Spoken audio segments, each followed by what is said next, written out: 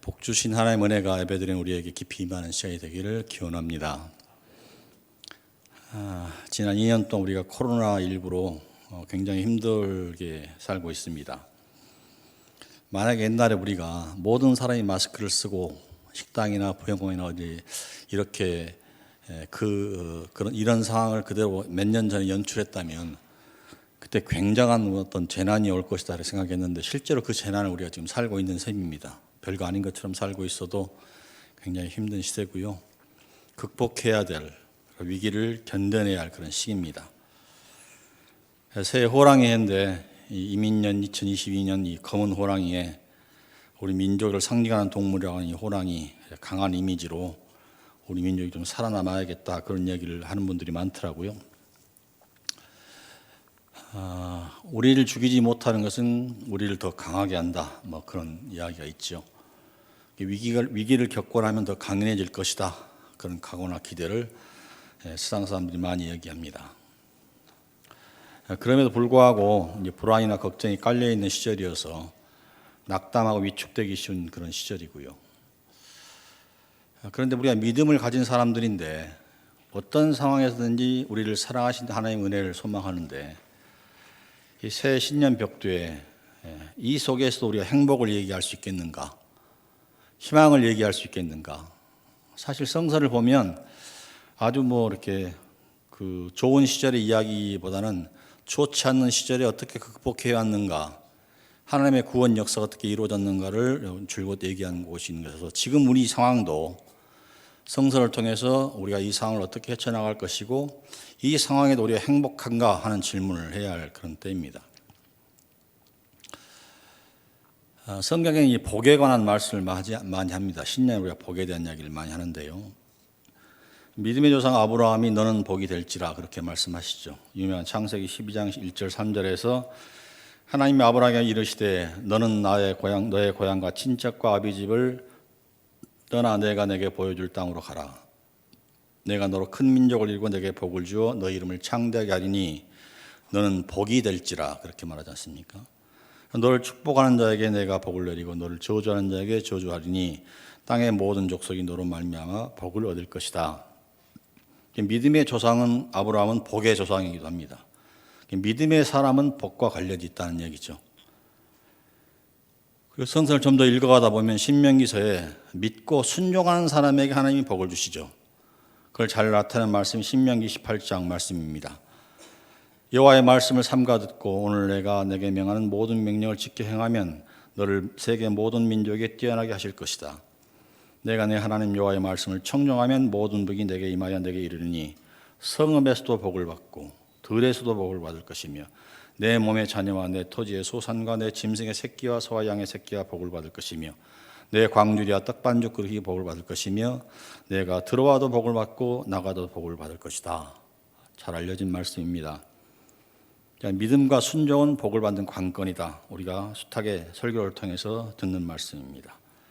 하나님과 관계 속에서 복을 받으려면 믿음으로 순종으로 이렇게 살아야 된다. 근데 인생이라는 게 항상 좋은 것이 아니어도 때로 시련과 어려움을 겪게 되죠. 결국 그런 와중에서도 겸손히 하나님을 신뢰하고 순종하는 삶을 잃지 않는 것이 복받는 비결인데요. 신명기 8장 16절에 내 조상들도 알지 못하던 만나를 광야에서 내게 먹이셨나니 이는 다 너를 낮추시며 너를 시험하사 마침내 내게 복을 주려 하심이라.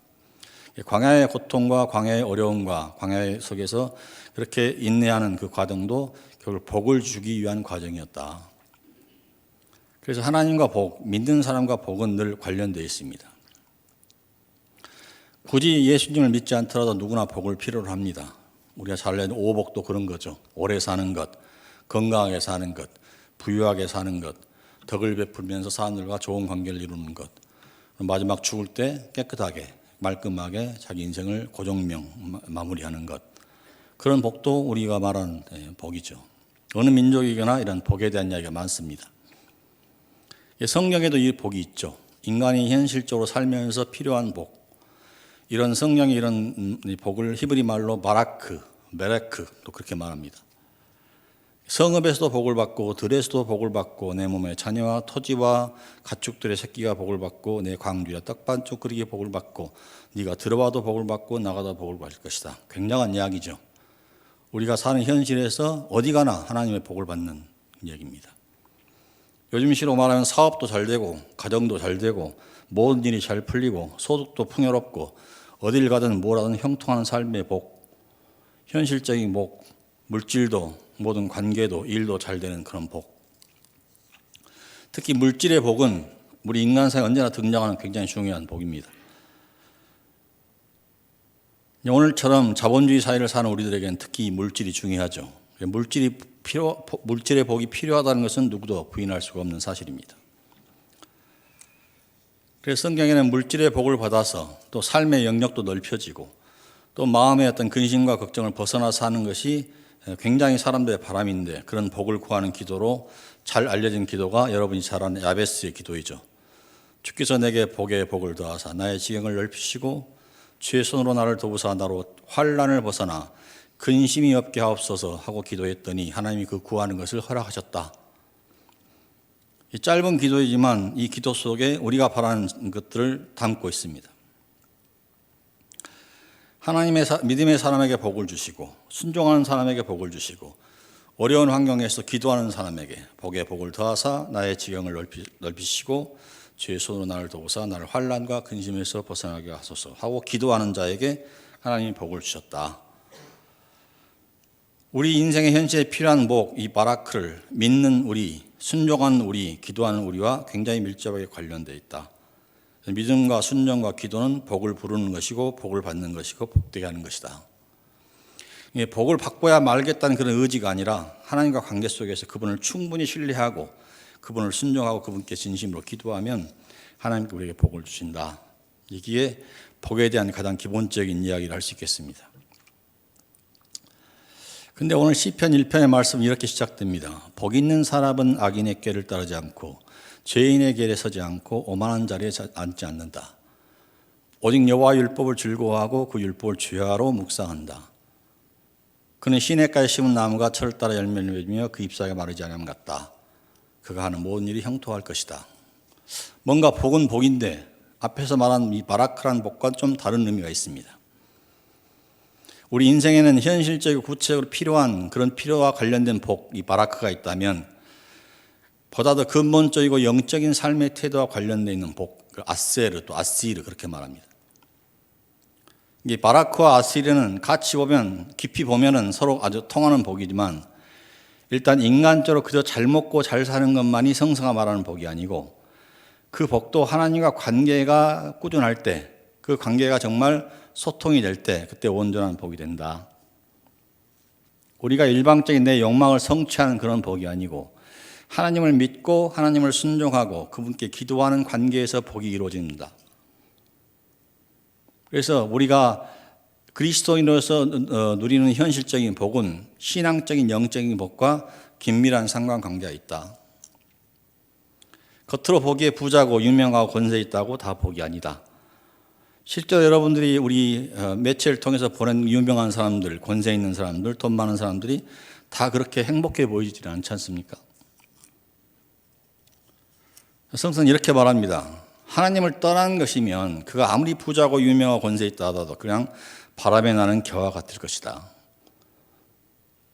그리고 결국 망하게 될 것이다. 그렇게 얘기합니다.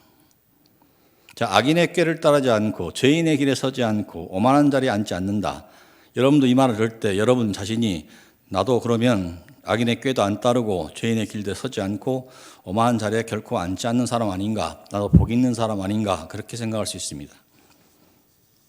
근데 여러분 자신을 깊이 돌아보면 사실 우리에게 기회만 주어지면 쉽게 빠지는 것이 악인의 꾀고요. 죄인의 길이고요. 오만한 자의 자리입니다. 악과 죄와 오만이 나하고 별로 상관없는 것 같지만 실제로 우리가 욕심이 생기면 그리고 누군가 미움이 들면 어떤 꾀를 써서라도 우리가 뭔가를 망치려 들고 뭔가를 해치려 드는 그런 경험이 있을 겁니다. 그리고 아무리 우리가 좋은 얘기를 많이 들었다 해도 내 기분을 상하게 하고 내 삶을 망치면 그 사람의 화가 치밀고 또 내가 뭐 하나 된 듯이 착각에 빠지면 얼마든지 우리는 교만한 죄, 오만한 죄를 저지릅니다. 그런데 이런 것들을 극복한다는 게 결코 쉽지 않더라고요. 저도 수없이 설교를 하는 사람이고 오랫동안 예수를 믿어오며 사는 사람이지만, 그리고 많은 책을 보고 많은 이야기를 하고 많은 관계에서 잘 살아야 된다, 좋게 살아야 된다는 얘기를 수없이 했음에도 불구하고 좀처럼 안 달라지더라고요. 내 안에 있는 인간적인 성정이, 내 인격이 그렇게 아주 맑아지거나 고고해지거나 굉장히 고매한 성품을 갖기가 정말 힘들더라고요. 그래야 되는 얘기를 수없이 많이 봤음에도 불구하고, 그래서 한두 번 다짐하고 조금 노력한다 해서 이런 죄나 악이나 교만의 습성들을 쉽게 극복할 수가 없더라. 그게 제 자신의 경험이기도 하고 제가 수십 년 목회를 하면서 수없이 목도한 현실이기도 합니다. 그래서 끊임없이 자신을 돌아보고 각성하고 깨닫고 새로워지는 삶, 매일매일 새로워지는 삶, 늘 그리스도 장성한 분량을 향해서 나아가는 그런 삶을 그치게 되면 결국은 다시 잘못된 수렁으로 빠지기 쉽더라, 그 말이죠. 그래서 어떻게 그런 삶을 살 수 있을까? 뭔 획기적인 방법이 없을까? 어떤 프로그램에 참여하면 그렇게 되나? 어떤 대단하고 유명한 사람들 따라다니면 그렇게 되나? 성경이 이렇게 말합니다. 오직 여호와의 율법을 즐거워하고 그 율법을 지하로 묵상하는 자로다. 이걸 오늘날 신앙 형식으로 말하면 렉티오 디비나처럼, 거룩한 독서처럼 말씀을 읽고 묵상하고 기도하고 그 말씀을 적용하고 실천하고 다시 또 말씀 앞에 서서 묵상하고 기도하고 그 말씀을 가지고 그 기도의 제목을 삼고 삶의 현장에서 풀어가 보는, 그래서 매일매일 말씀과 더불어 씨름하는 살아가는 삶, 말씀과 더불어 살아가는 삶, 그런 과정에서 내 마음이 넓어지고 내 인격이 자라게 되고 말씀과 나와 함께 살아간다는 것이 이런 것이구나를 점차 깨닫게 됩니다. 그리고 교회는 그런 길을 우리에게 안내하는 것이죠. 여러분이 예배를 드리든 또 교회에서 친교를 나누든 헌신을 하든 함께 기도하고 함께 배우고 함께 실천하면서 늘 신앙의 삶 속에서 우리가 그런 삶을 배우는 것이죠. 그러다 보면 항상 기뻐하고 쉬지 말고 기도하고 범사에 감사하라는, 소위 말하면 인간에게 불가능한 이 말씀이 그런 맥락에서 보면 항상 기뻐하고 쉬지 말고 기도하고 범사에 감사하는 말, 이런 뜻이구나. 매 순간 끊임없이 그리스도를 향해서 나가는 그런 삶, 일주일에 한두 번 예배 드리는 시간으로 만족하는 것이 아니라 매일 매 순간 숨을 내쉬고 들이쉬는 호흡처럼 내가 기도하게 되고, 매일 먹는 식사처럼 말씀을 먹고 소화해서 영적인 삶에 영적인 살과 피가 되게 하는 그런 묵상이 내 일상이 되고, 그렇게 살다 보면 내 삶에 복된 생명의 열매가 맺혀진다. 그래서 그 시편은 시냇가에 심은 나무가 철을 따라 열매를 맺으며 그 잎사귀가 마르지 아니함 같으니 그가 하는 모든 일이 형통한다. 그렇게 표현하고 있습니다. 우리가 현실적으로 물질적인 복이 다 필요하지만 그에 못지않게 우리 내면에 늘 흐르는 영적인 복도 필요하다. 물질적인 복 바라크가 필요하고 영적인 복 아시르도 필요하다. 이 아시르가 있을 때, 영적인 복이 있을 때 이 물질적인 복도 의미가 있는 것이고 올바르게 쓰일 수 있는 것이고, 때로는 인생을 살면 이 바라크가 사라질 때도 아시르를 통해서 우리가 행복의 길을 갈 수 있고 감사의 길도 할 수 있는 거죠. 무화과 하나 열매가 없어도, 외양간에 소가 없어도 감사할 수 있는 길이 여러 개 있는 거죠. 어쨌든 중요한 것은 물질적인 복이든 영적인 복이든 다 하나님으로부터 오는 것이다. 거기에는 믿음과 순종과 기도가 늘 필요하고 또 더불어 말씀과 함께 살아가는 삶이 필요하다. 그래서 우리가 기독교를 기복 종교라고 누가 비판하긴 하지만 기독교는 복을 주는 종교인 게 맞습니다. 복을 주신 하나님을 믿고 그분을 순종하며 따르고 그분께 기도하면서 그분의 말씀을 따라 살면서 복을 누리는 종교가 우리 기독교죠. 그래서 물질적인 복이든 영적인 복이든 하나님과 관계에서 이루어지는데 더 놀라운 것이 하나 있습니다. 우리가 생각할 때 도저히 복이라고 생각할 수 없는 것들, 복이라고 생각할 수 없는 차원을 복이라고 말씀하시는 분이 있는데 그분이 예수님이다, 그 말씀이죠. 예수님이 가장 중요한 설교 중에 하나인 산상수훈 가장 첫 부분에 나오는 말씀입니다. 심령이 가난한 자, 애통하는 자, 온유한 자, 의에 줄이고 목마른 자, 긍휼히 여기는 자, 마음이 청결한 자, 화평케 하는 자, 의를 위해 박해받는 자. 가난하고 슬프고 겸손하고 줄이고 목마르고 이런 이야기가 인생에서 행복하다는 것은 거의 우리가 별로 듣는 바가 없죠. 심령이 가난한 자는 복이 있나니 천국이 그들의 것입니다. 그렇게 말합니다. 이렇게 번역하기도 하죠. 행복하여라 마음이 가난한 사람들, 하늘나라가 그들의 것이다.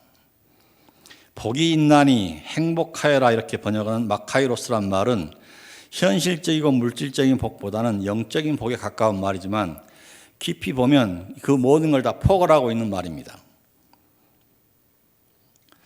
자, 우리는 행복을 원하는데요. 예전보다 훨씬 물질이 풍부한 세상을 살고 있지만 요즘 사람들을 만나봐도 전보다 더 큰 행복을 느끼는 사람이 별로 만나기 어렵습니다. 사람들은 눈에 보이는 현실적인 복에 너무 민감하고 거기에 집착하는 삶이 우리 삶의 대세입니다. 그래서 누구나 다 돈을 무시하지 않죠. 그리고 분명히 이전보다 더 많은 걸 가지고 있음에도 불구하고 사람들은 만족하지 않습니다. 늘 갈급하고 불행한 삶을 느끼고 있습니다. 상습적으로 불행한 사람들이 많아요. 상습적으로 불행을 느끼는 사람이 많습니다. 사람의 개인적인 심성도 그렇고 우리가 사는 세상이 분명히 더 잘 사는 시대도 불구하고 심각한 위기의 시대를 살고 있습니다. 코로나 질병 같은 팬데믹뿐만 아니라 환경위기, 핵전쟁 위기, 또 사람들은 점점 위축되어서 AI나 인공지능, 로봇 기술이 지배하는 세계, 사람이 어디로 가버린 세계, 사람이 갈수록 무력함을 느끼는 그런 시대를 살고 있습니다. 그래서 이런 생각이 듭니다. 사람이 행복하지 않는 세상이 무슨 의미가 있을까? 사람이 행복하지 않는 발전이 무슨 의미가 있을까? 우리로 하여금 물질을 축적하고 물질만을 탐하는 것이 행복이라고 가르치는 그 세상이 결코 우리를 행복하지 않게 하는데 우리는 무슨 대안이 있나? 우리는 예수님이 말한 이 행복을 제껴놓고 살고 있죠. 그것은 예수님이 하는 말씀이고 우리가 사는 현실에서는 그 말씀 우리하고 전혀 상관없는 말씀 아닌가 그렇게 생각하기 쉽습니다. 그러나 우리는 하나님을 믿지 않습니까? 그럼 그 하나님을 통해서 그 성서에서 우리에게 늘 주장하고 있는 복을 우리는 어떻게 찾고 있나? 이 팔복의 말씀을 우리가 한번 살펴보겠습니다. 먼저 무엇 하는 자는 복이 있나니로 이어진 이 마카이로스란 말은 어떠한 행위를 하면 어떠한 행동을 하면 복을 받을 것이다 그런 뜻이 아닙니다. 예를 들면 가난해지면 행복할 것이다. 슬퍼하면 행복할 것이다. 그런 뜻이 아니에요. 행복하려면 가난해져야 된다. 행복하려면 슬퍼해야 된다. 이런 것도 아닙니다. 심령이 가난한 사람은 행복하다. 애통하는 사람은 행복하다. 무엇 해야 행복한 것이 아니라 그 사람이 가난한 사람 그 자체가 행복한 것이다. 그 사람에게 이미 행복이 존재한다. 여러분 이 말에 동의가 되십니까? 가난이 얼마나 끔찍한데요. 가난은 수치고 모욕이고 고달픔이고 괴로움인데 어떻게 가난이 행복이 됩니까? 웃어도 시원찮을 판에 우는 것이 무슨 행복입니까? 이게 어떻게 행복하다는 것인지 아무리 예수님 말씀이지만 우리 상식으로는 좀처럼 이해가 되지 않죠. 이 말씀은 굉장히 중요한 말씀임에도 불구하고 사실은 일생에 몇 번 설교하기 어렵습니다. 우리가 알고 있는 상식으로는 이해가 되지 않기 때문에 이렇게는 생각할 수 있어요. 아, 가난한 사람도 행복하고 우는 사람도 행복하다면 그렇다면 우리도 그보다 더 얼마나 행복할 수도 있겠네? 이렇게 반어법으로 생각할 수도 있겠습니다. 첫 번째 복입니다. 심령이 가난한 자는 복이 있나니 천국에 그들의 것이미요.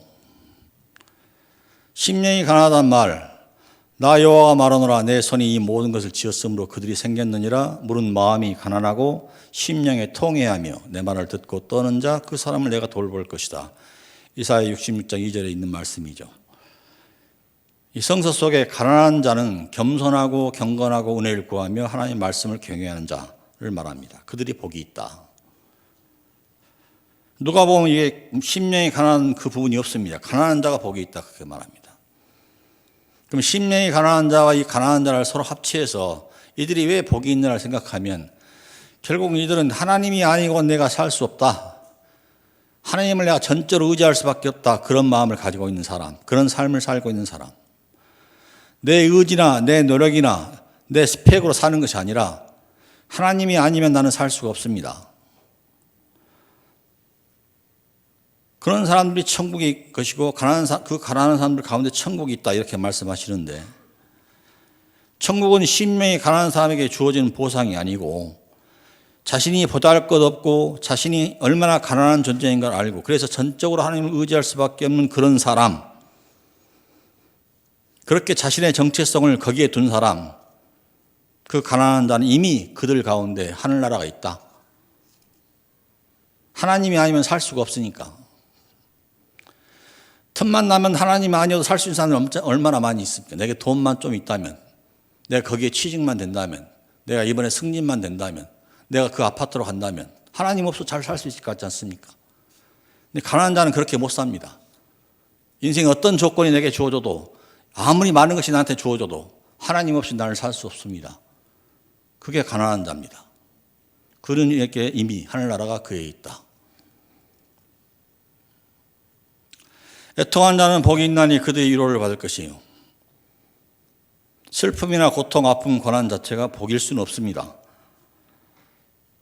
근데 저도 아파 보니까, 어려움을 겪어보니까 고난과 아픔이 누가 어떤 사람이 나한테 이런저런 소리 하는 것보다 훨씬 더 고난 자체가, 아픔 자체가 큰 스승이 되더라고요. 많은 것을 깨닫게 하더라고요.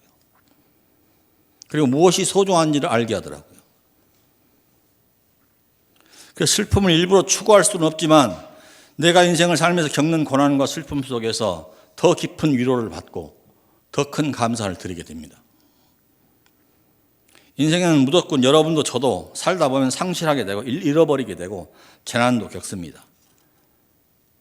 그러나 그 슬픔 속에서 하나님이 베푸신 위로의 복을 체험합니다. 세상 그 누구도 줄 수 없는 위로의 길을 찾습니다. 그래서 애통한 자의 복이 있습니다.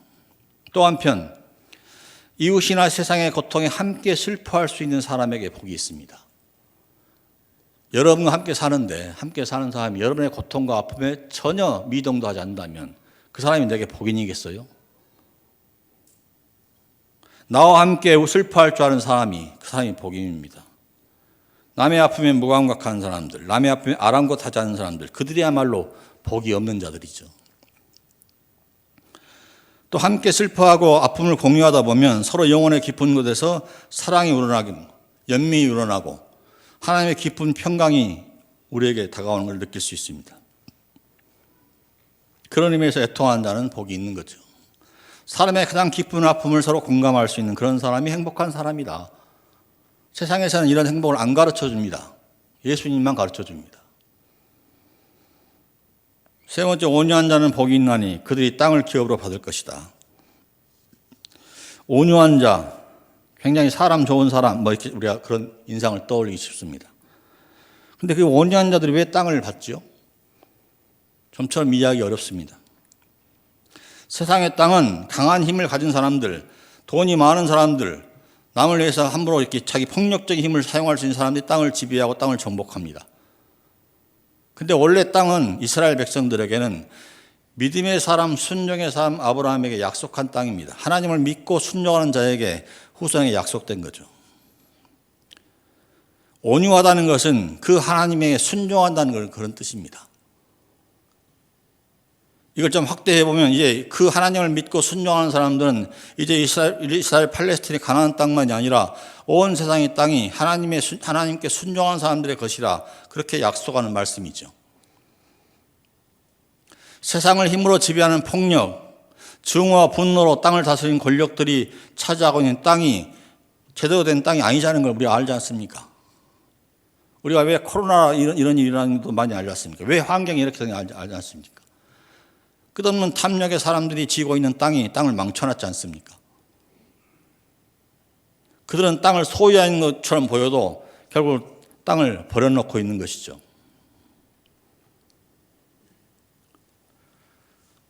그래서 그들은 땅을 지고 있는 것 같지만 그 인생의 진정한 복을 빼앗고 있는 사람들이고, 원래 땅은 그들의 것이 아니고 땅은 하나님의 것이죠. 성서의 말씀처럼. 하나님께 순종하는 사람, 온유한 자는 그냥 우리가 생각하듯이 이것도 아니고 저것도 아니고 물에 물 탄 듯 흐리멍텅한 사람의 뜻이 아니에요. 온유한 사람은 하나님의 인도하심에 순종하는 사람입니다. 하나님 앞에 겸허한 사람입니다. 그 대신 그 사람은 거짓과 불의, 탐욕과 위선에 순종하지 않습니다. 하나님의 뜻에 순종합니다. 온유한 사람은 무조건 굽신거리면서 겸손한 척하는 그런 거짓 겸손한 사람이 아닙니다. 하나님의 말씀에 예하고 사탄의 유혹에는 아니오하는 사람이 온유한 사람, 순종하는 사람입니다. 그 사람은 무모하지도 않고 비겁하지도 않습니다. 땅의 진정한 주인이 하나님인 걸 알고 그 뜻을 받들어서 우리에게 주어진 세상의 땅을 일구고 가꾸는 사람들, 하나님이 그들에게 주신 생명의 터전을 가꾸는 사람들, 그들에게 하나님이 땅을 상속할 것이라는 그런 약속의 말씀입니다. 자, 이 행복이 가난한 자, 슬픈 자, 그리고 온유한 자, 이 행복은 우리가 세상에 아는 경쟁적인 행복도 아니고요. 얼마 못 가서 달아질 그런 소진될 행복도 아니고요. 1%, 2% 특수층만 누리는 행복도 아닙니다. 이 행복은 우리에게 전혀 스트레스를 주지 않는 행복이고 우리 모두가 행복할 수 있는 행복입니다. 왜 예수께서 이런 말씀을 하셨을까? 당시 예수님 당시에 그 사람들은 로마에 빼앗기고 헤롯에 눌리고 사두개 그 종교 귀족들한테 빼앗기고 바리새 율법주의자들에게 무시당하고, 그래서 가난할 수밖에 없고 슬플 수밖에 없고 견디며 인내할 수밖에 없는 그런 사람들에게 주신 말씀이지만, 놀랍게도 이 말씀이 오늘 우리를 사랑하는 우리들에게도 굉장히 소중한 비전의 말씀이 됩니다. 이 말씀은 욕심을 줄이고 착하게 살아라 그런 뜻이 아니에요. 이 치열한 세상에서 어디가 헐로이고 어디가 통로이고 어디가 진정한 행복인가를 가르쳐주는 굉장히 중요한 비전의 말씀입니다. 의에 줄이고 목마른 자는 복이 있나니 그들이 배부를 것이며, 줄이고 목마르다는 말은 그만큼 간절하고 절실하다는 뜻입니다. 하나님의 의는 우리가 윤리적으로 도덕적으로 완전한 사람이 되는 그런 사람의 의를 말하는 것이 아닙니다. 부족하고 죄짓기 쉬운 우리를 용서하시고 우리에게 새로운 삶의 회복의 기회를 주신 하나님의 의, 우리를 사랑하시고 의롭다고 인정하시면서 구원하신 하나님의 의입니다. 그래서 불쌍한 우리를 구원하신 그 은혜를 따라서 우리도 하나님의 의를 행하는 삶을 살아가게 되는 거죠. 그래서 성서의 말씀처럼 고아와 과부와 나그네, 사회적 약자들을 배려하면서 자비와 긍휼을 베푸는 삶을 사는 것이고, 산 갈대를 꺾지 않고 꺼져가는 등불을 끄지 않고 진실로 정의를 시행하는 자가 되는 것이고, 그런 곳에 하나님의 평화가 임하는 것을 믿는 것이죠. 그런 의를 갈망하는 것, 그 갈망을 채우는 복, 의로 배부를 복이 필요하다 그 말입니다. 우리가 세상에 하도 질려서 우리는 이런 의를 거의 다 바라지 않는지도 모르겠지만, 우리는 이런 간절한, 이게 갈급한 그 심정이 있는 사람이 복된 사람입니다. 긍휼히 여기자는 복이 있나니 그들이 긍휼히 여김을 받을 것이요. 이 말씀도 굉장히 단순한 얘기 같지만 우리가 인생을 살면서 긍휼히 여기기가 정말 어렵잖아요. 내게 조금만 손해만 끼쳐도, 내 기분만 조금만 상하게 해도, 나를 조금만 몰라줘도 우리가 얼마나 야박한지, 얼마나 신랄한지, 얼마나 우리가 보복적인지, 그리고 잠깐 우리가 회개하면 그만입니까? 성경 그렇게 말하지 않습니다. 긍휼히 여기는 자가 복이 있다. 자비와 용서는 우리가 가지고 있는 논리를 넘어서는 거죠.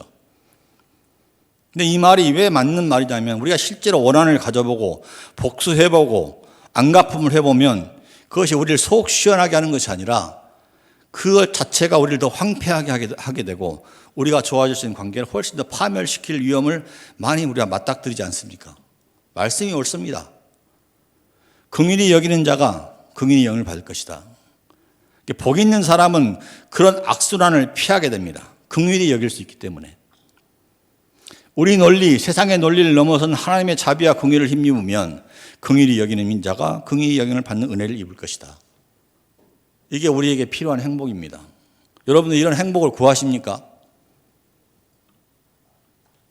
가끔 내가 좋아지라고 나 좀 그랬으면 좋겠다. 그런 가벼운 소망이 아니라 정말 여러분 마음 중심 속에 긍휼히 여기는 삶, 극이 여기는 행복을 내게 주옵소서 기도할 필요가 있지요. 마음이 청결한 자는 복이 있나니 그들이 하나님을 볼 것이며 시편 24편 3, 4절 여호와의 산에 오를 자 누구며 그의 거룩한 곳에 설 자가 누구인가 곧 손이 깨끗하며 마음이 청결하며 뜻을 허탄한 데 두지 아니하며 거짓 맹세를 아니하는 자로다.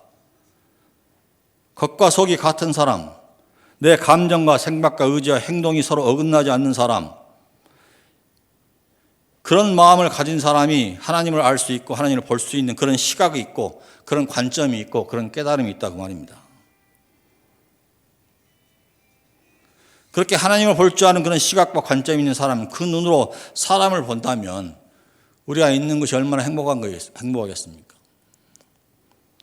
우리가 가지고 있는 몇 조금 안 되는 그 지식, 그 색안경으로 사람을 보는지, 내가 가진 편견과 오해로 내 가장 가까운 사람을 평생 그렇게 보는 사람도 있어요.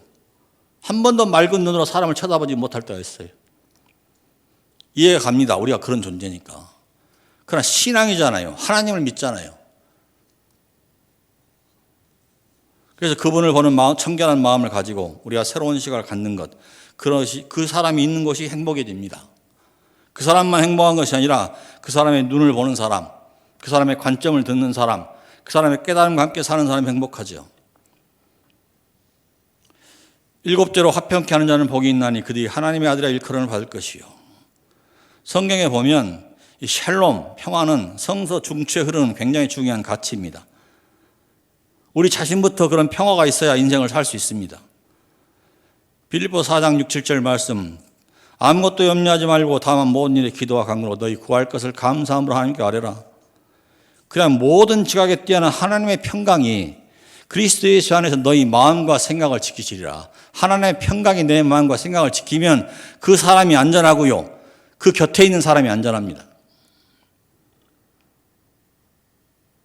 이 말씀 우리가 그냥 어디 가나 나는 평화주의자야 이런 말 하란 말이 아니고 화평케 하는 자, 피스메이커, 내 자신부터 내 가정과 일터와 교회에서 화평하게 하는 자로 살아. 불화를 일으키고 갈등을 일으키고 트러블 메이커로 살지 말고 피스메이커로 살아. 그리고 그 사람이 바로 하나님의 자녀다. 8번째입니다. 의를 위해서 박해를 받는 자는 복이 있나니 천국이 그들의 것입니다. 사람이 신뢰를 받지 못하거나 지나치게 이기적이거나 공동체에 해를 끼치면서 거부당하고 배척받으면 그것은 박해가 아니고요. 그 사람의 잘못 때문에 당하는 곤란입니다. 그건 의를 위해서 핍박받는 것이 아닙니다. 거짓 이단들이 자기들이 핍박받았는데 그것은 핍박이 아닙니다. 잘못된 것을 지적받는 것이죠.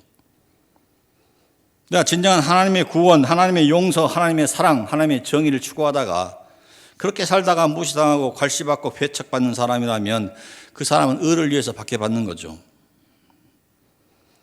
박해 자체는 굉장히 우리에게 불쾌한 것이고 힘겨운 것이지만 그 뒤에 하나님 나라가 그의 것인 복을 받는다.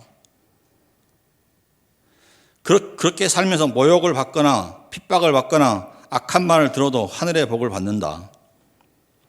여러분이 진실로 예수를 믿고 살려 할 때 당한 고난을 통해서 이 말의 의미를 깨달을 수가 있을 겁니다. 참 예수가 말하는 이 행복은 신비합니다. 세상 어디에서 들을 수 없는 행복입니다. 가난, 슬픔, 온유, 의에 줄이고 목마름, 긍휼, 청결한 마음, 평화, 의를 위해 박해받는 삶. 이것이 어떻게 행복이고 어떻게 이게 기쁘고 즐거운 것이라 할 수 있겠습니까? 왜냐하면 여기는 재물도 없고요. 명예도 없고요. 권력도 없습니다. 이 행복에는 누가 알아주는 것도 없고요. 업적도 아니고요. 공로도 아니고요. 성과도 없고요. 효율성도 없고요. 성공도 없습니다. 그런데 예수께서는 우리 주님이신 예수께서는 그 사람이 행복하다. 거기서 행복을 찾을 수 있다면 그야말로 생명길을 찾은 것이다. 그리고 이 모든 행복은 하나님과 연결되어 있습니다. 그렇게 살면 그 사람은 하나님 나라에 들어가고 하늘나라의 위로를 받고 하나님의 기업을 상속받고 하나님의 자녀가 되는 행복을 얻습니다. 하나님으로 배부르고 하나님을 볼 수 있는 행복입니다. 그래서 세상이 알 수 없는 기쁨입니다. 어떤 유혹도 어떤 죽음도 빼앗지 못할 행복입니다. 우리가 믿는 예수께서 말씀하신 행복입니다. 이 행복을 아는 사람, 이 기쁨을 품고 사는 사람들에게 그 뒤에 성사서를 읽어보면 그런 사람들에게 그렇게 살면 세상에 소금이 된다. 그렇게 살면서 세상에 빛이 되라. 이렇게 말합니다. 그렇게 사는 사람들이 나주에 스며들어 있으면, 이 빛과 함께 스며들어 있으면 골고루 스며서 음식을 맛을 내듯이 세상에 살맛을 내는 소금이 되고 어둡고 암담한 세상을 비추는 빛이 된다 그 말입니다. 이같이 너희 빛이 사람 앞에 비치게 하여 그들로 너희 착한 행실을 보고 하늘에 계신 너희 아버지께 영광을 돌리게 하라. 그리고 이 행복한 사람들이 소금이 되고 빛되어 살면 율법과 예언을 완성하러 오신 예수님의 말씀, 그래서 그 어떤 서기관이나 바리새인의 의보다, 어떤 종교인의 의보다 더 나은 의로움으로 살게 된다. 그렇게 말하는 거죠. 예수 믿는 우리가 이런 행복이 우리가 만약 가장 우선되어야 하지 않겠는가. 그 행복을 우리가 가질 수 있다면 이 모든 것을 더하실 것이라는 그 축복이 그 다음에 더 따라올 것이 아닌가. 예수님은 무척이나 절망스럽고 굉장히 슬프고 아프던 시절에 도저히 인생의 행복을 꿈꾸기 힘든 그런 사람들에게, 그들에게 거기서 누릴 수 있는 참된 행복을 말씀하셨습니다. 우리 시대도 힘듭니다.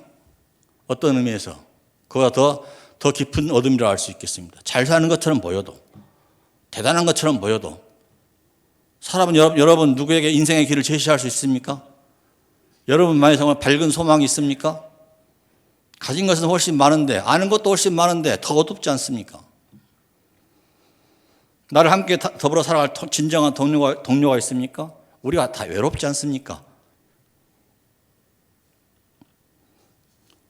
근데 우리가 예수께서 말한 이 행복을 누릴 수가 있다면 그 모든 걸 더하시는 은혜 속에서 우리가 살아갈 수 있게 될 것이고, 먼저 그리스도와 우리 안에서 나는 포도나무고 너는 가지니 내 안에 머물러라, 나도 너희 안에 머물겠다.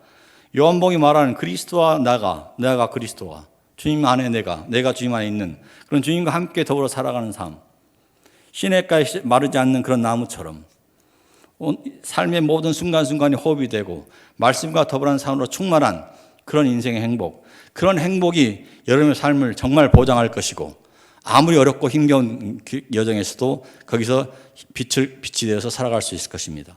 이런 행복이 이 빛과 함께 넘치기를 주의 이름으로 축원합니다. 기도하겠습니다.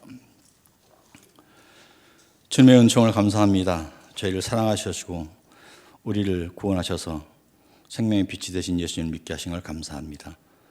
세상에 숱한 행복들이 널려 있지만 그 행복보다 먼저 주님이 우리에게 가르친 행복을 우리가 따라갈 수 있도록 도와주시고, 그런 행복한 자가 되어서 우리가 서 있는 일터와 가정 속에서 빛과 소금으로 살아갈 수 있도록 축복하시고, 그런 교회가 되도록 이 교회를 축복하여 주시옵소서. 함께 하신 예수 그리스도 이름으로 기도하옵나이다. 아멘.